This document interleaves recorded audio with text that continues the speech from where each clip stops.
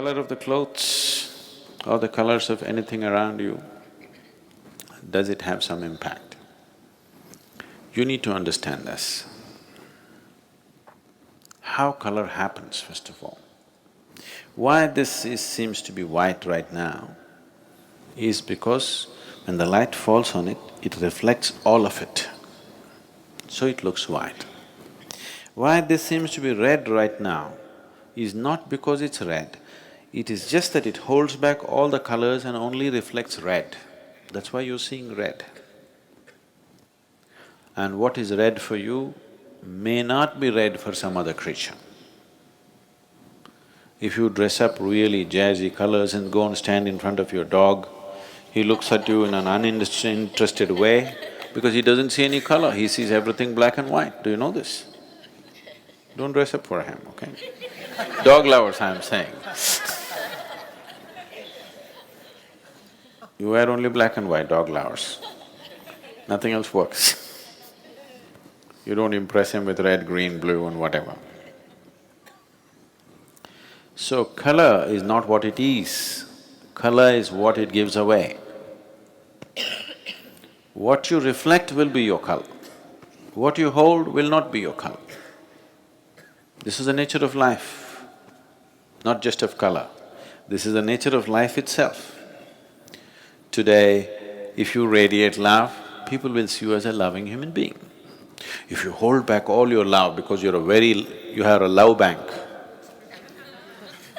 you're full of love but you don't radiate, people will think you're that. If you radiate joy, people will think, oh, he is a joyful person. If you are a joy bank, you held back all your joy because you want to take it to heaven, people won't experience you as a joyful human being, isn't it? What you give away is always your quality, isn't it so? So that is not just for a human being, that is the nature of the existence itself. What is thrown away is the quality of that substance. Now this reflects everything, so this is white. That reflects only red, so it is red. That reflects only blue, so it is blue. Everything else is held back. What it holds back, you don't see. What it gives away is what you see. So, how is color significant for human consciousness as such, or for any kind of spiritual process? It is significant in the sense that the color that you reflect will naturally add to the aura that you carry. People on the ascetic path don't want to wear anything because they don't want to add any new things to them. They just want to work with what they have, they don't want to take on anything more. What you are right now, to work that out is quite substantial. Adding one more thing and one more thing, it complicates. So they don't want anything, they walk naked.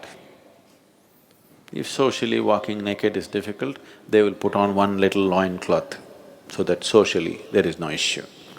But the idea is, they don't want to take on anything more than what they are. They know what they are is substantial. There are other aspects to it, that's different. I'm saying about the color. So orange, the chakras in the body, all the 114 chakras, or rather 112 chakras ascribe to some color. The two do not ascribe to any color because they are not physical in nature. Anything that's physical in the existence naturally reflects light. You understand what I'm saying? Anything that's physical in the existence reflects light.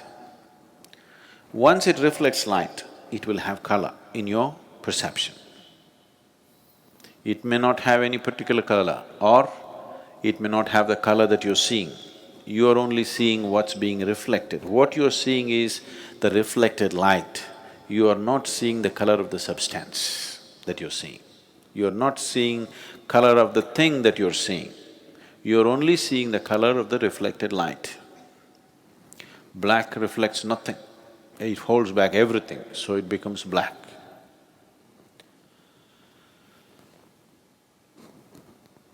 You see, we say the grass is green. No, the grass is not green. It is giving away green, so we see it as green. The sky is blue. No, no, no. Sky is not blue. You go there and see, there is no blue out there. Sky is blue for a completely different reason. Because the refraction quality of the color blue is different from the other colors, that's why the sky is blue. So why is it that spiritual processes, for different types of processes, we use different kind of colors is, those who are on a path where they don't want to gather anything, they will wear white. Those who are into a different kind of sadhana, if their sadhana is mild, but they're on the spiritual path, but they're involved with various aspects of life, they don't want to gather life around them. They want to be participating in life, but they don't want to gather anything. Such people will choose to wear white. People who are on a more intense sadhana, which is oriented towards a particular chakra in the body, which is known as agna, between the eyebrows, they will wear orange because the color of the chakra is orange. They want to radiate that color because the whole process is about enlightenment and reaching to that state of knowing, opening up that dimension of perception which is referred to as the third eye. So they will seek always ochre or orange color because that is the color of the agna. The yellow robes were worn by Buddhist monks because the process that Gautama gave to the initial stage of Buddhist monks was very rudimentary process. He chose this process for the people because it did not need any preparation, but he wants to cause a wave of awareness. That means he doesn't stay in any town for more than a day. Continuously he is moving from village to village, town to town. There's no time to prepare people for any kind of practice. So the practice that he gives them is very rudimentary, but still he's converting them into monks. He's fixing their life, but not giving them enough preparatory steps. So he told them to wear the yellow robe, because yellow is the color of the Mooladhara. The most basic chakra in the body is Mooladhara. So he wants them to be stable. For a monk, the most important thing is he practices stability in his life. So he just wants them to be stable. They don't have to fly off into a blissful experience, they don't have to get enlightened right now, they don't have to get anywhere. They just have to learn to be stable because he is preparing soldiers to shake the world with awareness. So he told them to wear yellow robes. Later on, when they graduated to what he called as arhats, the arhats in the Buddhist tradition wore ochre robes, that is orange, as all the Indian sannyasis wear. But then after Gautama passed away, when they tried to spread the Buddhist way of life, people in India, there were at least 30% of the population were sannyasis or monks by nature. By culture, it was just like that. So this one more set of monks, they just accepted them and they became kind of part of them. They couldn't maintain a distinct identity. So from ochre, they shifted to a little more maroonish color, more for an identity's sake, because they would simply mix with all the other yogis and monks who were walking all over the place. So they wanted to set up a distinct identity, so they switched to a little maroonish color later on. But the basic Buddhist color is still yellow, because yellow is the color of the Mooladhara and it can be taught without preparation. No preparation, no teaching, no nothing, a simple process just to stabilize and stabilize and stabilize. Such a process is taught when you are charting out a spiritual path for a few lifetimes. See, that tradition still continues in the Buddhist way of life. They keep coming back and coming back to do more work and more work because the process is such, it's of stabilization, not of realization. So that's why the yellow. Devi is always red because red is the most vibrant color. Of all the colors, red is the most vibrant color and feminine represents that.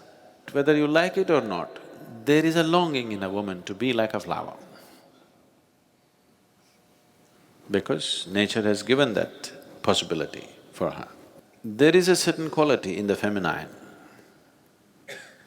which is flowery. So, when we say flower, the first thing that comes into most people's mind is always red. A red flower is always the real flower. Other things are on the way. Red is vibrant. It is the color of vibrance. Devi, or the feminine form of the divine, is the most vibrant form of divine. Something nobody can miss. The reason why, even if there are other bigger temples, in every village, in every town in India, we will set up a Devi temple. You walk into the Devi temple, she hits you in the face, you can't miss it because it's vibrant. The color of vibrance is always red. It doesn't matter what kind of a person you are, if you come dressed in full red clothes, suddenly people will think you're vibrant even if you are not. Yes or no? Red dress suddenly sets you off like you're vibrant. And to do certain type of sadhana, which is Devi-oriented, red is needed. The most important things in your life are usually red, you know. Your blood is red. It's not red enough, you go down, you know. Flowers are red, the rising sun can become reaching towards red. Anything that you consider as vibrantly alive, you tend to paint it red because there is a connection between red and vibrance. And Devi is manifestation of vibrance that you cannot miss. So, the Devi temples always have very active involvement of red. In many ways, only red flowers are used. Blood is spilled all over the place. We don't do the blood business, but one way or the other, it needs a lot of spilling of life. Either you must know how to spill your life just like that without killing yourself. If you do not know the technology, you have to kill. We know the technology, so we don't kill. Somebody else who do not know the technology of spilling life without killing the body, they will cut the body. Most Devi temples have daily sacrifice. So colors have some impact. It definitely influences a few things, but it's not everything.